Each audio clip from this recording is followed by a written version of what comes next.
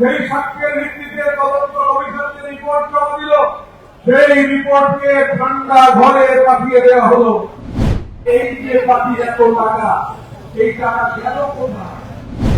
শহীদ দিবস কোন নিরঙ্কুশের মঞ্চ বা মেয়ো রোডের 21শে জুলাইয়ের মঞ্চ থেকে ঋতব্রত বন্দ্যোপাধ্যায় বিদ্রোহী শিবিরের নেতা মমতা বন্দ্যোপাধ্যায় তৃণমূলের বিরুদ্ধে একের পর এক বিস্ফোরক অভিযোগ করলেন। কি সেই অভিযোগ? তিনি বলেন, এতদিন কেন 21শে জুলাইয়ের তদন্ত কমিশনের রিপোর্ট প্রকাশ্যে আনেনি। এই তদন্ত কমিশনে যারা সাক্ষ্য দিলেন, সেই সাক্ষ্যের ভিত্তিতে তদন্ত কমিশন যে রিপোর্ট জমা দিল, সেই রিপোর্টকে ঠান্ডা ঘরে পাঠিয়ে দেওয়া হলো।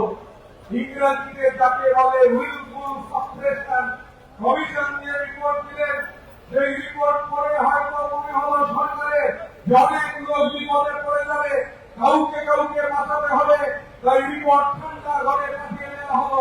রিপোর্ট পিছল জলে চলে গেল এবং এই যে রিপোর্ট পিছল জলে চলে গেল, রিপোর্টে কি আছে? কারণ যখন খুঁজছি বিধানসভায় কমিশন বলেছিল শহীদ পরিবারদের 25 লক্ষ টাকা করে দিতে হবে, যারা আহত হয়েছেন তাদের 5 লক্ষ টাকা দিতে হবে। আর বাস্তবটি হল শহীদ পরিবারদের হাতে 2 লক্ষ টাকা দেওয়া হলো, যারা আহত হয়েছেন তাদের হাতে 15,000 টাকা দেওয়া হলো। এখন এই ভাবের ঘরে চুরি কেন? এই চুলা গেলারি কেন? কমিশন গঠিত হোক, কিন্তু কমিশন গঠিত হয়ে সেই রিপোর্ট যদি চেপে দেওয়ার ব্যবস্থা হয়, তাহলে তদন্ত কমিশনের কোনো মানে থাকে না। সমস্ত সম্মান নিয়ে আমি রাজ্যের প্রাক্তন মুখ্যমন্ত্রীর কাছে জানতে চাই, তিনি কেন এই তদন্ত কমিশনের রিপোর্ট আপনি প্রকাশ করলেন না? কি বাধা ছিল? কাদের বাধা ছিল? কেন এই তদন্ত কমিশনের রিপোর্ট রাজ্যের মানুষের সামনে এলো না? এই যে পার্টির বিপুল টাকা আমরা বিরাট পারবো না, কিন্তু আমরা অঙ্ক বসে দেখেছি এটা সম্ভব।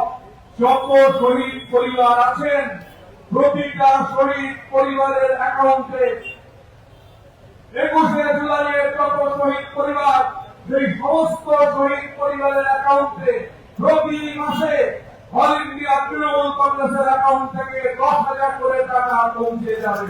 প্রতি মাসে 21শে জুলাইয়ের শহীদ পরিবার 10,000 করে টাকা পাবেন, কারণ এই টাকা তাদের জন্য খরচ হওয়ার কথা। শুধু 21শে জুলাইয়ের তদন্ত কমিশনের রিপোর্ট নয়, পার্টি ফান্ডের টাকা খরচ নিয়েও প্রশ্ন তুলেছেন। তিনি বলেছেন, পার্টি ফান্ডের টাকায় হেলিকপ্টার চড়ে ঘুরে বেড়াতেন অভিষেক বন্দ্যোপাধ্যায়। ব্ল্যাঙ্ক চেকে সেই টাকা তোলা হতো এবং সেই টাকা কোন কোন খাতে ব্যবহার করেছে তার হিসেবও চেয়েছেন তিনি। যে কথা না বললেই নয়, তাহলে এই যে পার্টির এত টাকা, এই টাকা গেল কোথায়?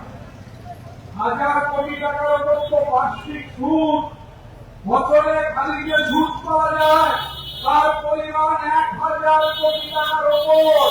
কোন কর্মীর কাছে এই টাকা গেছে? যদি হিম্মত থাকে প্রকাশ্যে শ্বেতপত্র টানিয়ে বলুন যে কোন কর্মী এই 1,000 কোটি টাকা পেতে সুদ আছে, সেই টাকা তাদের কাছে পৌঁছেছে। টাকা খালি ব্যবহার হয় আকাশের চক্কর কাটছে। কেন এই কথা বলছি? 160 কোটি টাকা পার্টি অ্যাকাউন্ট থেকে, দায়িত্ব নিয়ে বলছি, 160 কোটি টাকা পার্টির অ্যাকাউন্ট থেকে তোলা হয়েছে। কেন তোলা হলো? ধরুন এখানে স্নেহাশিস চক্রবর্তী বসে আছে, স্নেহাশিস চক্রবর্তী ধরুন দুটো একটা প্লেন চার্টার ফ্লাইট চলবেন বলে আর একটা হেলিকপ্টার দিয়েছে, আর টাকাটা ধরুন আমি দিয়েছি। এবার দিয়েছি আমি, উনি কোম্পানির কাছে দিয়েছেন, উনি দিচ্ছেন, পেমেন্ট করেছি আমি, আমার অ্যাকাউন্ট থেকে কোম্পানিকে টাকা দিচ্ছি।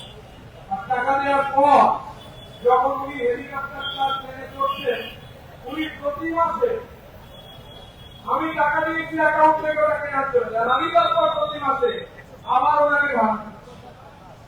এই যে দুর্নীতি এবং এই দুর্নীতি আমি আজকে মিটিং এর জন্য অপেক্ষা করছিলাম বলবো। শহীদ পরিবারের সদস্যরা এতদিন ধরে 21শে জুলাইয়ের মঞ্চে পিছনের বেঞ্চে চলে যেতেন, সামনে ভিড় করত সেলিব্রিটিরা। শহীদ দিবস কোন নিরঙ্কুশের মঞ্চ বা শহীদ দিবস বাস থেকে নামিয়ে প্যারেড করাবার মঞ্চ নয়, শহীদ দিবস ক্যাটওয়াকের মঞ্চ নয়, যে রাজনৈতিক লোকেরা এবং সর্বোপরি শহীদ পরিবার তারা পেছনে একেবারে ব্যাকড্রপ অব্দি চলে চলে যাবে। কিন্তু দুর্ভাগ্যজনক হচ্ছে এভাবেই শহীদ দিবস পালিত হয়েছে। রাজনৈতিক নেতা কর্মীরা মিছিল করেছেন, মিছিলের পর তখন মিটিং হয়েছে। রাজ্যের তৎকালীন একাধিক মন্ত্রী, হেভিওয়েট মন্ত্রী থেকে শুরু করে সংসদ এমএলএ কেউ মঞ্চে জায়গা পাননি।